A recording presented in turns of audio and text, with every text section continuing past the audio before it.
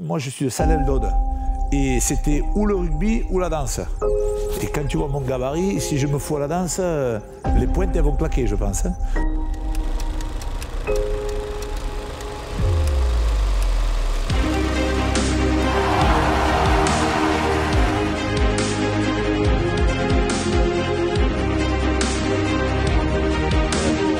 C'est notre église. C'est notre église. S'il n'y a pas de mêlée, il n'y a pas de foi. Tu assumes ton corps et tu assumes ta personne et je pense que c'est ça qui m'a rassuré dans la mêlée.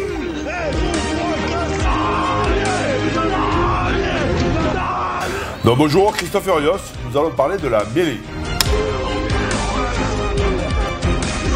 Bonjour, Didier Sanchez. Nous allons vous présenter un documentaire sur la mêlée, le combat titan.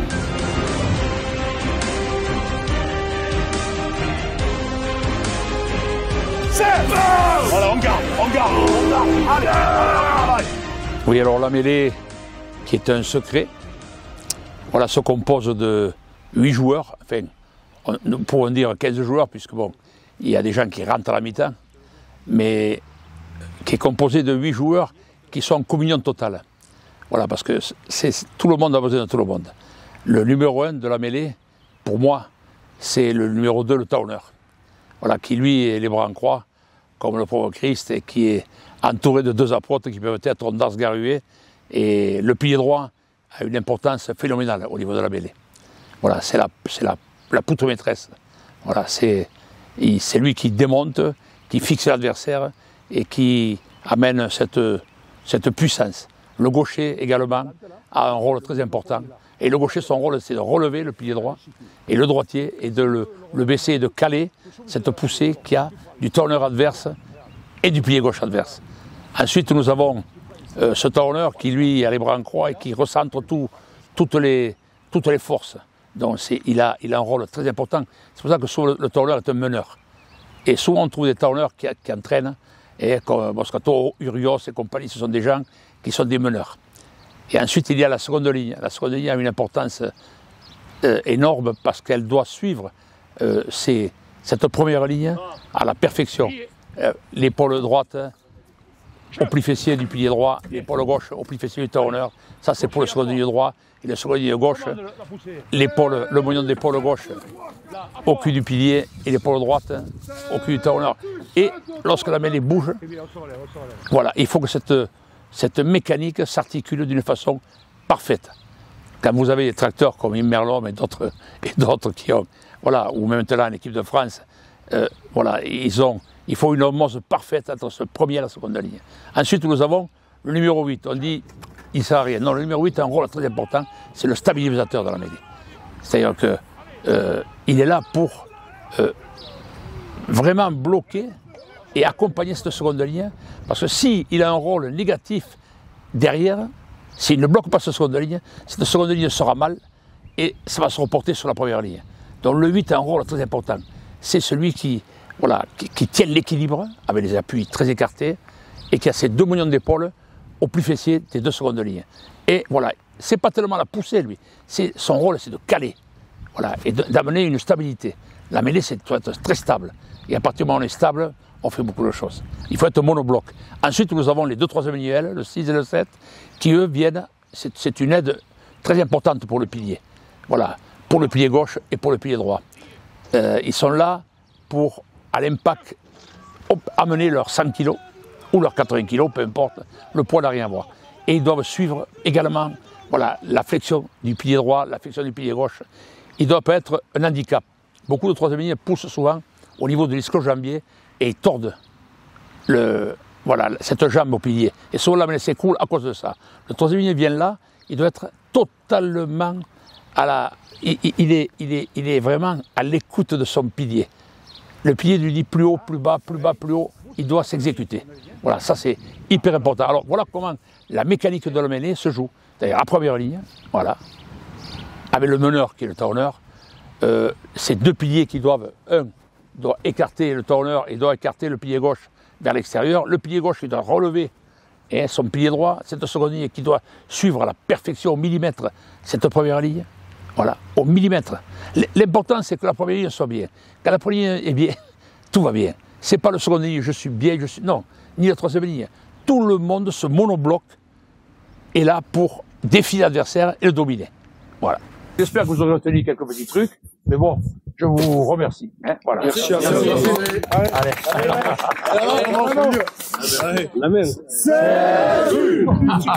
Il faut avoir un état d'esprit spécial, il faut être un peu débile, hein. Non? Enfin, pas débile, pas dans le sens débile, mais moi je me rappelle, quand on bossait avec Didier, on faisait des mêlées, c'était 1h30, 2 heures de mêlée. Hein. 1h30, 2 heures de mêlée, ça commence à piquer les jambes. Hein. Là tu te dis à la fin, vite il faut rentrer au vestiaire, mais encore on restait les piliers rien qu'avec lui, à faire une demi-heure, bam, du technique. Donc tu vois, mais après on était performants. Après il faut savoir ce que tu veux.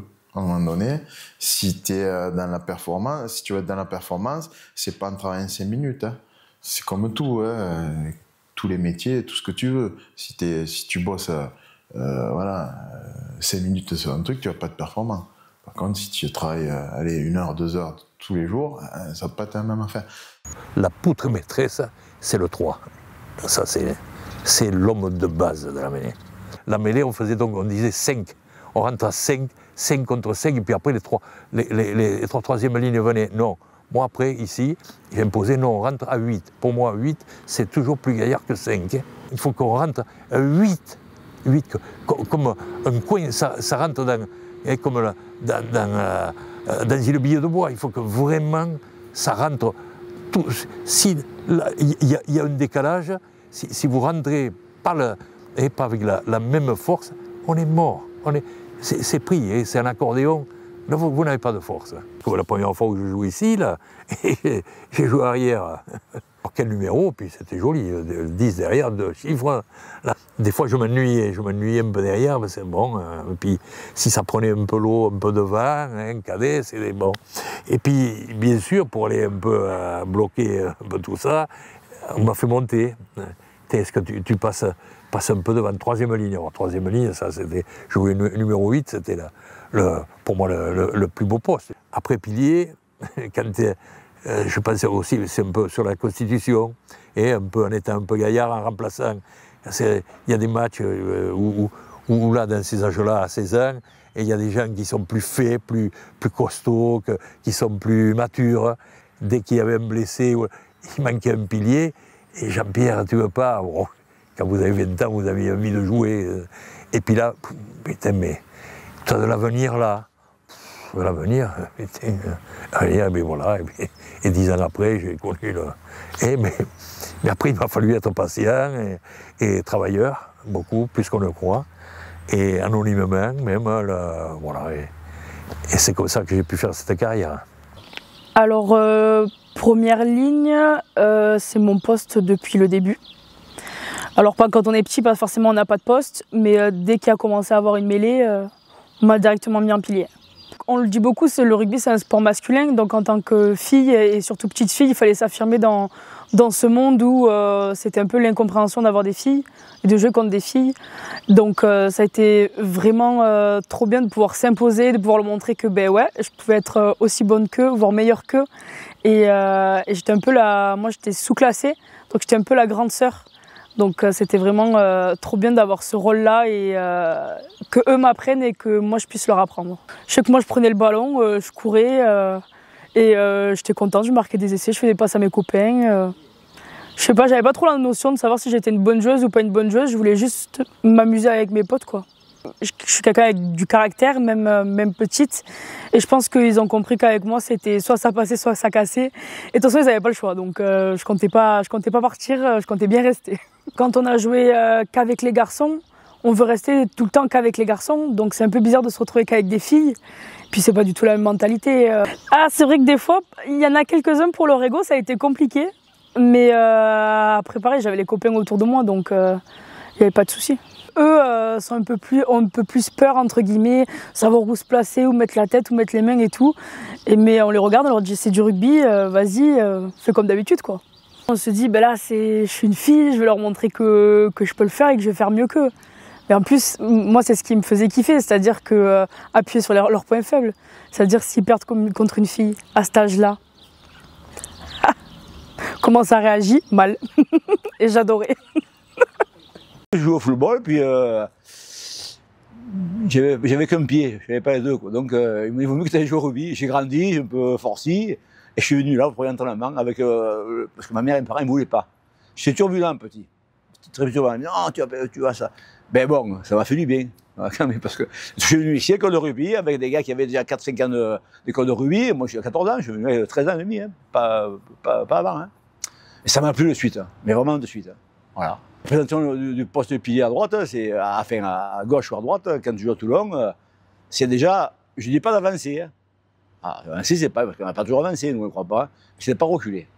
Et pas se faire mal aussi. Avec les côtes, bas côtes, moi, toucher le bois, ça ne m'est jamais arrivé. Mais bon. Par contre, j'ai fini les matchs, des fois, pour la soupe, c'était dur. Hein. Les épaules, le cou, à droite, t'as qu'une épaule, les appuis, les reins, enfin. Mais, quand tu aimes, tu ne calcules pas, hein. Non? Je commençais à gauche en minime, puis après j'ai basculé en cadet à droite, et puis je suis resté, bon, je fais quelques matchs en troisième ligne centre. Mais bon, ils ont bien vu que c'était pas mon poste. Je suis resté à droite toute ma carrière, ouais. Je n'ai pas bougé. Après, je fais quelques bouts de match à gauche avec l'USAP. Pilier droit, donc partant de la gauche toujours. Le troisième, à côté du talonneur, et avec le second ligne droit et le troisième ligne droit. Le 5 et le 7, donc pair impair. Et donc voilà, non, c'est un poste qui est un peu ingrat parce que on est un peu pris dans l'étau et on est un peu obligé de subir, enfin, ou de faire subir ton impact à l'adversaire. Donc voilà, c'est un poste qui est important sur une mêlée parce que c'est lui qui jaugera, enfin, qui va donner le ton sur une mêlée. Ça m'a permis de m'épanouir en tant qu'homme parce que c'était un poste de par mon physique, en fait, quand j'étais petit, ça m'a permis, en fait, de pouvoir me libérer. J'étais quelqu'un de taiseux, tout ça, je parlais pas trop, j'allais pas vers les gens, mais c'est vrai que ce poste-là te permet d'évoluer et qu'est-ce qu'on te demande? Rien que d'être combattant, de pousser, donc c'est des choses assez faciles, on va dire. Et ça représente vraiment, comme je te disais, la culture française, de par tous nos anciens qui sont passés par là et qui ont marqué ce sport, le sport français. Moi, j'ai joué pilier droit. J'ai joué pilier droit pendant toute ma carrière. Pilier droit, c'est la clé de voûte de la mêlée. C'est la pierre angulaire, c'est celui qui, malheureusement, décide beaucoup de choses de la mêlée. Il faut compter avec les autres, bien sûr, mais bon, un pilier droit qui prend la marée ou qui regarde si les voitures sont garées sur le parking, c'est compliqué. C'est le poste primordial à la mêlée. Sans les autres, le pilier droit n'est rien, mais sans le pilier droit, la mêlée n'est rien non plus. J'aime bien le poste numéro 8. Mais j'aimais bien jouer aussi pilier gauche. Parce que je savais que le pilier droit allait me faire toutes les misères que les piliers gauches me faisaient. C'est pour ça, quand j'ai versé, que ce soit à Narbonne ou au stade, je savais ce que le mec allait me faire. Donc j'aimais bien. Tout petit, j'étais solide. Tout petit, j'étais prédestiné à jouer pilier. Même si j'aurais aimé jouer numéro 8, parce que c'est vraiment un beau poste. J'ai toujours passé ma carrière avec un chiffre dans le dos, à moins que quand j'étais remplaçant, mais j'ai toujours eu qu'un chiffre dans le dos. Le problème, moi je suis de Salel d'Aude. Et c'était ou le rugby ou la danse.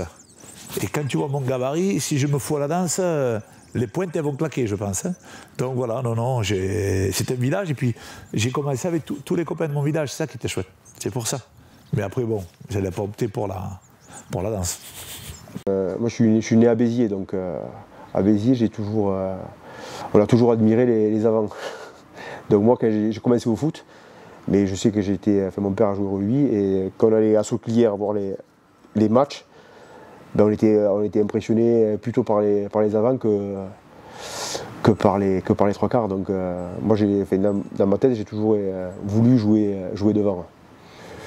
Tu baignes là-dedans, avec à l'école, tu as tes collègues qui jouent au rugby, donc tu baignes dans cet environnement-là, donc automatiquement tu regardais les matchs et tu as envie après de faire pareil, et voilà, de filer à l'aiguille, après tu cherches à progresser, et après c'est vrai que j'étais plus attiré par les avants que par les trois quarts.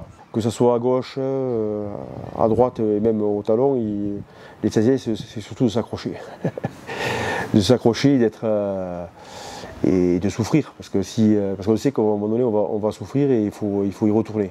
Et ça, c'est ça qui fait la beauté aussi de ce poste. La mentalité a changé. Parce que nous, à notre époque, on aurait chargé la mêlée, on avait raté le match.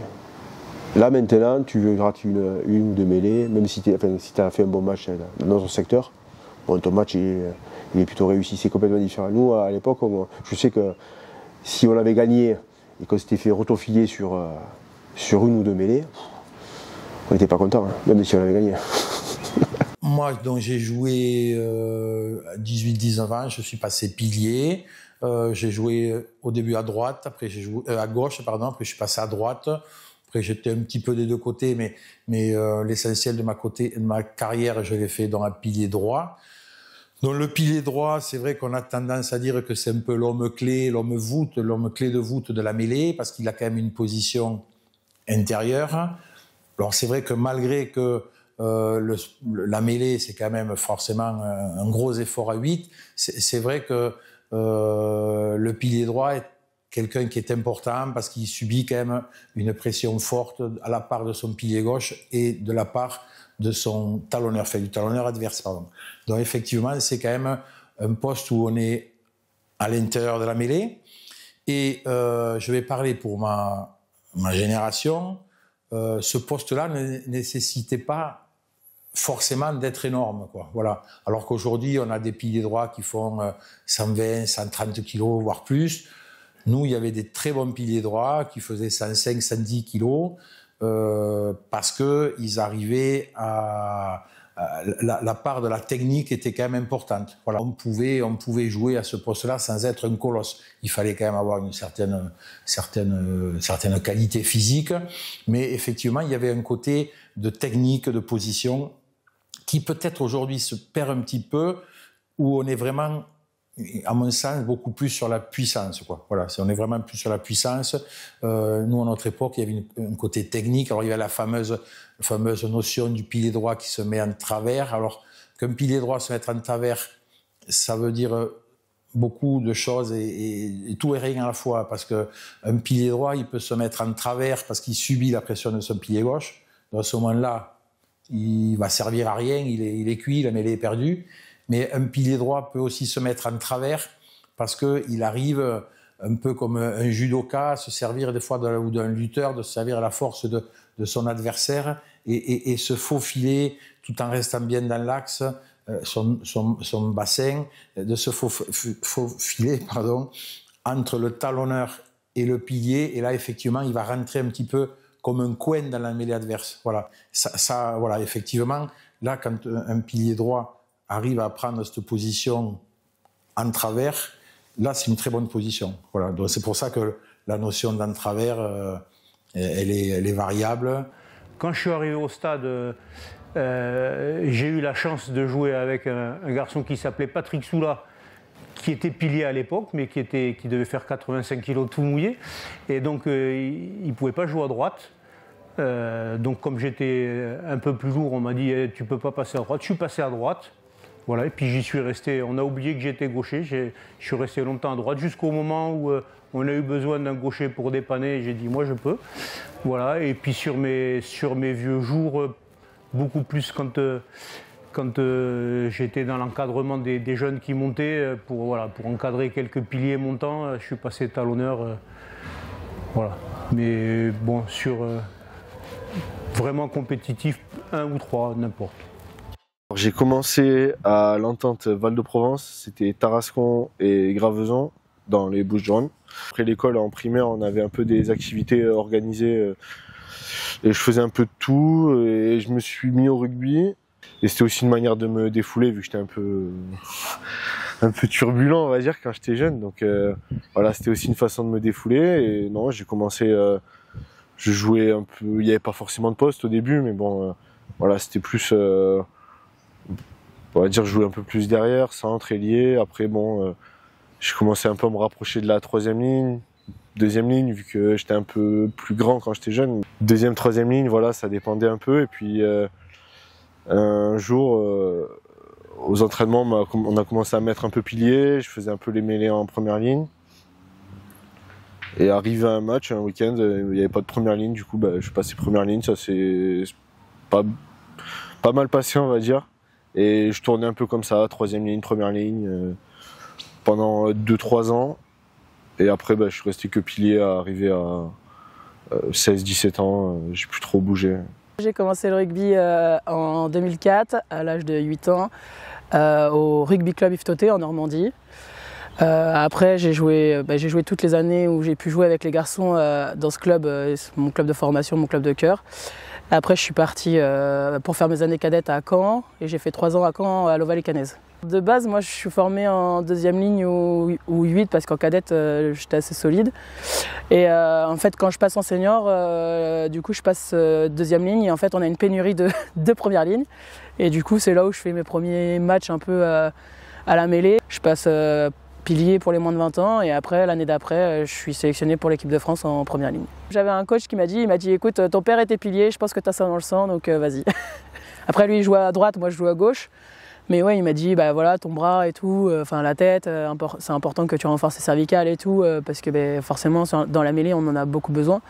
Et du coup, voilà, je l'ai écouté et j'en suis là aujourd'hui grâce à lui, donc voilà. Il était de la vieille école, donc il disait, tu recules et tu pousses. Oui, papa, ça se passe plus trop comme ça maintenant. Donc voilà, non mais oui, il m'a expliqué, tu rentres vraiment dans une confrérie des premières lignes, comme on dit. Je connaissais pas avant d'y être et c'est vrai que cette confrérie, elle est quand même assez drôle parce que vraiment, on mange ensemble, on fait des trucs ensemble, c'est assez drôle. Pas forcément, quand on est première ligne, on aime manger, on aime la cantine, mais bon, ouais, je sais pas, il faut qu'on soit quand même très liés parce qu'en mêlée, si ça se passe pas bien, il faut qu'on soit en capacité de se parler, de se dire les choses et d'improviser, de se dire ce qu'il faut qu'on corrige assez rapidement pour pouvoir basculer sur une autre mêlée positive. Moi, je joue pilier gauche principalement, je peux jouer à droite s'il faut, s'il y a besoin.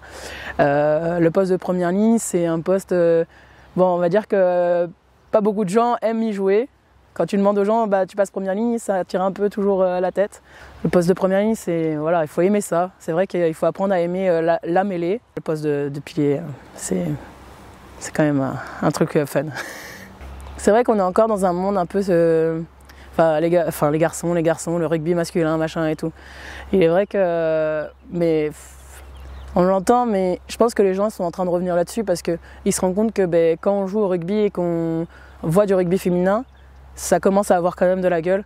Je pense qu'on s'est tellement battu pour l'image du rugby féminin que maintenant, dès qu'on a un truc, on veut donner une bonne image pour que les gens aient envie aussi encore de regarder ou de s'investir dans le rugby féminin. Donc non, je pense que c'est bien que les gens s'y intéressent et que nous, on donne une bonne image de ce rugby-là, justement. Ouais, je pense qu'on se pose pas trop la question de féminité dans la mêlée parce que je vois, quand j'étais jeune, j'ai joué deuxième ligne avec des garçons et on s'est jamais posé la question de est-ce que ça va poser un problème à un garçon ou à moi de jouer avec des garçons, deuxième ligne ou quelque chose comme ça. Donc je pense que du moment où on se pose pas la question, il n'y a pas de problème. Voilà. L'important, c'est que tout le monde se sente bien et qu'ils se sentent libres aussi de dire les choses.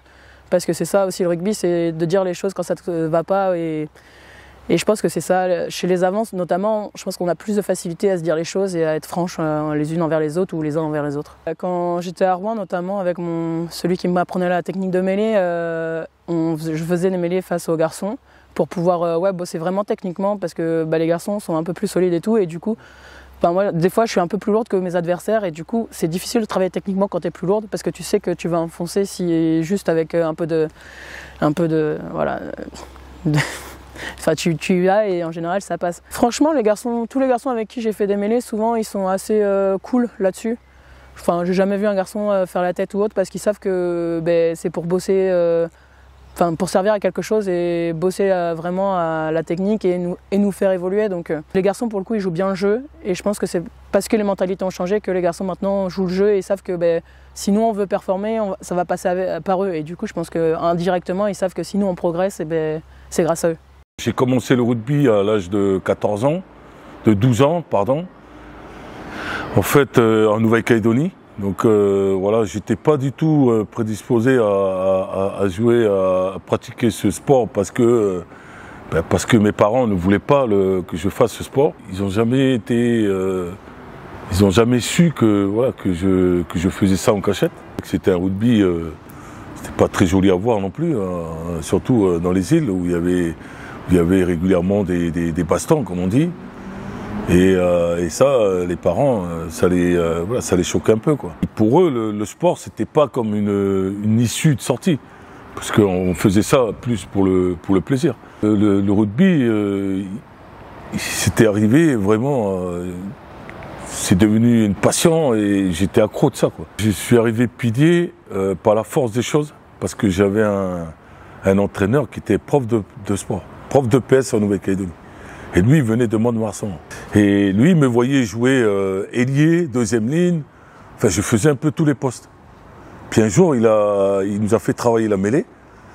Et puis après, il m'a dit, Abraham, viens, on va travailler la mêlée. Et moi, j'étais là, je voyais, il fallait rentrer dedans. Et comme j'avais peur de rien, et comme moi, voilà, on me disait de faire un truc, je le faisais.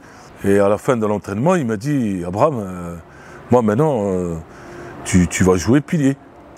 Il me disait, vas-y, tu fais ça et tu pousses. Mais comme j'étais bien, je poussais, et du coup, je faisais ça, et le type, il montait. J'avais les pieds qui étaient là. Donc, ils me disaient tous qu'un jour, tu vas aller en France un jour.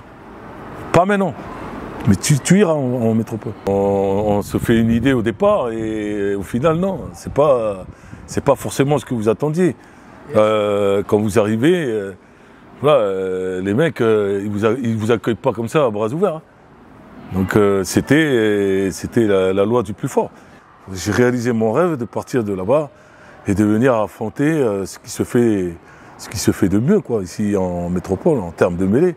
Surtout en France, la mêlée, c'est quand même un patrimoine. C'est partout où je suis passé. Presque on s'en foutait si on perdait, mais si on avait une bonne mêlée, ça suffisait, quoi.